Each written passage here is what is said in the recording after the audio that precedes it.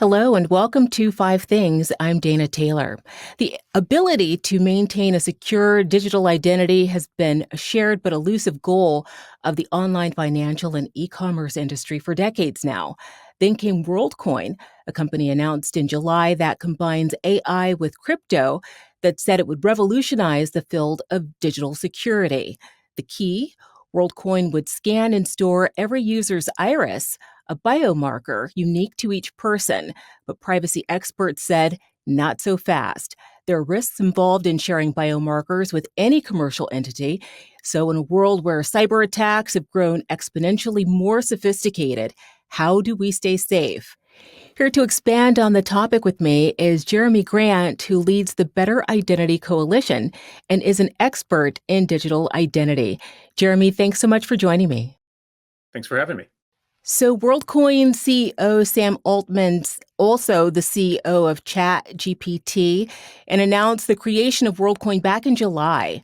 The news made a huge splash primarily because he claimed that the iris scan, one of a person's unique biomarkers, could be maintained to ensure that you are who you say you are online. Is that true?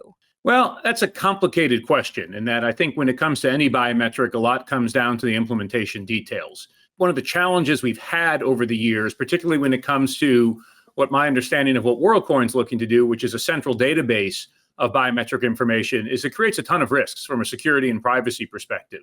In that, if there's one thing we have learned over the last few years, it's that we're not actually really good at securing sensitive data. Government's not really good at it. Industry's not really good at it. This is why we keep hearing about big breaches every week where a lot of our data is lost. And so the idea that suddenly, say, my iris data, which is the technology for biometrics that WorldCoin is using, if that data was compromised, or even if it was just used differently than what they're promising, the way it would be used right now, that could potentially lead to some downstream consequences. To be clear, they're not storing the image of your iris, but what they call sort of an abstract template. But there's been researchers over the years who've shown with biometrics that even if I get your template, I might be able to come up with some sort of a fake of your, actual biometric finger, face, iris that was used to create it. And so that, I think, is where you start to worry about potential impersonation or potential tracking concerns or things like that. So I want to back out a little bit and talk about the current threats from a 30,000 foot view and how they've evolved. So we've all gotten those phishing emails from people who say that we've inherited millions of dollars or they want to gift us that if they can just get into our bank account. How has cybercrime evolved? And primarily, who are the people behind these attacks? This summer marked the 30th anniversary of a really famous cartoon that ran in The New Yorker back in 1993, where there's two dogs on the computer, and one turns to his friend, the dog, and says, on the internet, nobody knows you're a dog. And I often point out, I was a freshman in college when that came out. It was funny at the time in that as somebody who was just starting to go online at the birth of the internet, you would run into dogs on the internet, but maybe it was your friend down the hall, trying to mess with you. It was mostly good-natured. It wasn't malicious. These days, the dogs on the internet are being weaponized against us. And so you're asking, who's launching these attacks? A lot of it is hostile nation states like China and Russia and North Korea.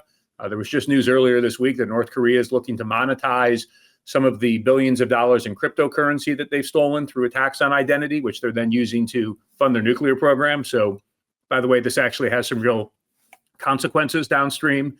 There's also a lot of organized criminal gangs that are out there that, really are in the business of hoarding as much data as they can and then using it to try and compromise your identity so that they can go launch the next attack and steal more money and data.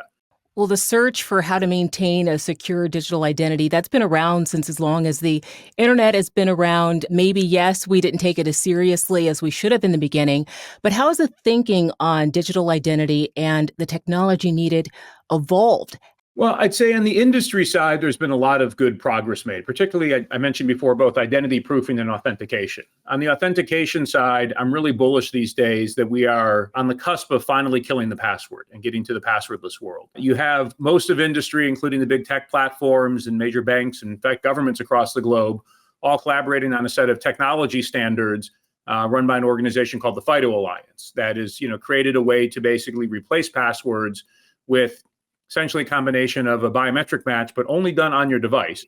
It can't be phished. It's much easier to use. And notably, whether you're using a device with an operating system made by Apple or Google or Microsoft, it's all supported with every device you buy today. So I think there's a lot of good things happening right there.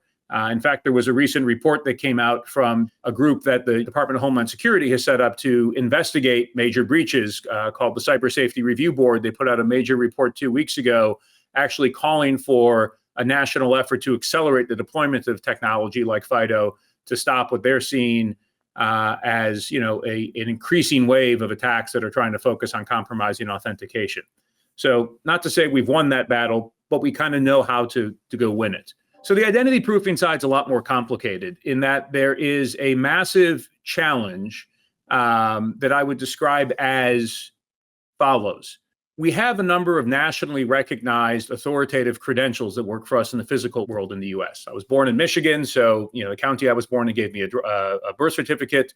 I live in Washington, D.C. I have a D.C. driver's license. The federal government gave me things like a passport and a social security number. Those are all physical credentials that I can walk into a bank across the street or a government building down the street or show up at the airport and present. We know how these things work in the physical world to prove who you are. But there's no counterpart to those credentials in the digital world. And what we're seeing is that as more of the economy is moving more and more online, the gap between physical and digital here in the US is providing a massive attack point that we're now starting to see our adversaries, be they hostile nation states, organized criminals, exploit at scale to victimize Americans and American businesses and government agencies for tens of billions, if not hundreds of billions of dollars every year. And so I think that is really where more focus is going to be needed going forward. So who are the big players grappling with the issue, the ones who are leading the charge? Is it mostly banks?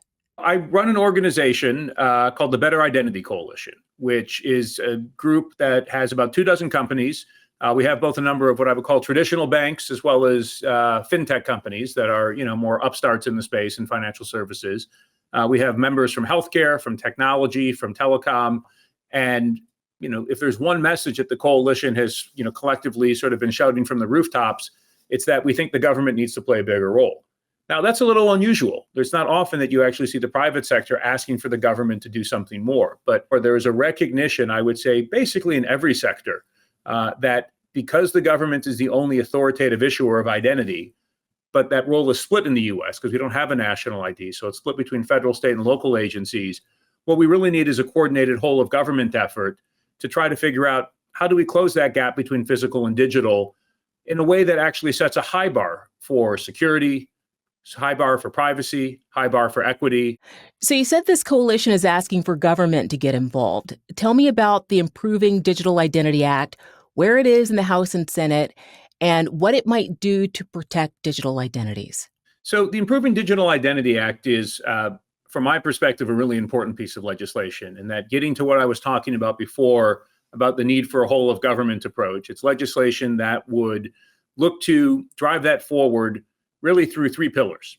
The first is to direct the White House to basically convene what would be called an Improving Digital Identity Task Force, give them a fixed period of time to bring together key federal, state, and local agencies. So think about your state DMV, think about the local Vital Records Bureau, perhaps the Social Security Administration and the State Department who are in the identity business at the federal level, and essentially give them a time-boxed, set of time to figure out how this is all going to work in a way that sets a high bar for security and privacy and equity.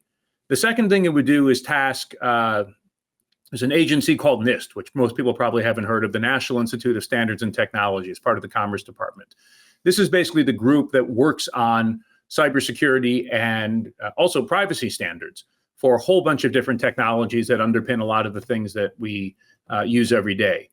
They've got a tremendous amount of expertise in identity and privacy, and so would direct them to come up with a framework of standards and best practices.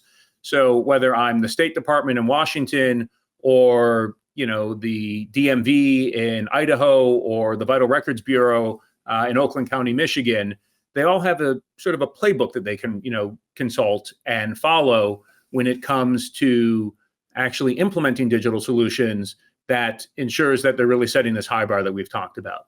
And then the third thing that the bill would do would be authorizing grants to states to actually help to jumpstart this shift from physical to digital. Not to say physical is going to go away, but it's really about digital counterparts. As you might imagine, a lot of the states don't necessarily have a lot of resources to invest in this right now. With grant dollars that would be tied to following this playbook of standards and best practices, we can actually solve this problem in 3 to 5. And most notably, strike a big blow against many of the adversaries that we're dealing with, these hostile nation states, these organized criminals who are just ripping through our lack of digital identity systems these days to make off with billions of dollars every year. You asked where the bill is. So last Congress, keep in mind Congress resets every 2 years with the election. It passed key committees in both the House and the Senate and came pretty close to becoming law at year end, and then ran into, I guess, a bit of a snag when one of the key people who would have had to sign off was not willing to. That bill's been reintroduced in the Senate. It was marked up again by a key Senate committee back in March and largely clear for action on the Senate side. The House has not reintroduced legislation this year. And so we're hoping that they get on board with the approach the Senate passed. Washington doesn't always pass standalone bills anymore. A lot of times it's trying to get agreement among the core players on legislation. And then, you see a big bill that passes at the end of the year that both funds the government and advances a bunch of non-controversial legislation. In the US, I think we're pretty unique in being the only major, what people would consider Western country that does not have a strategy thinking about what we want good to look like when it comes to digital identity and trying to drive us toward there. And so while we've done nothing, that is also an active policy choice in terms of sort of letting the status quo fester. Okay, and now let's bring it back to practicality. Besides not giving your bank account information in response to an email or text, what are some things that people should keep in mind to stay safe online? The first is, while we're trying to kill the password, we're not there yet. So use a password manager. There's a lot of free ones built into your devices or browsers these days, or there's third-party companies that are out there that make them. They will come up with a long and unique password for every account that you use, and automatically fill it in for you, so you're not sitting here worried about trying to figure out how to push the shift key and get the right uppercase letter and then the right symbol next to it. The second is turn on multi-factor authentication wherever possible. And this is where you're augmenting the password with a second factor. The weakest versions are, if somebody just texts you a 6-digit code that's good for 30 seconds. The third thing I suggest to people is take advantage of a free service that the credit bureaus offer to be able to put a freeze on your account. So this is essentially something that, if somebody steals all your data and is applying for a financial service in your name, so they want to get a credit card, right now, if you don't have a freeze, those applications will get run automatically if somebody submits it in your name. And this is where you often see identity theft challenges emerge. If there's a freeze, then it can't go forward. It can be a little bit of a pain in the butt if you're a consumer, because let's say it's actually you. I had this, a couple years ago. We're buying a new car. I'm applying for financing. I had to go into the credit bureau that they were using to run my credit and unlock it. Took about 30 seconds. It was unlocked for a 24-hour period. The car company could run stuff through. I, got approved, and then it locked automatically the next day. But this will stop identity thieves who have stolen your data and are trying to apply for accounts in your name from actually being able to advance those to the next phase. Thanks so much for sharing your insights here, Jeremy. My pleasure. Thanks for having me on. Thanks for watching. I'm Dana Taylor. I'll see you next time.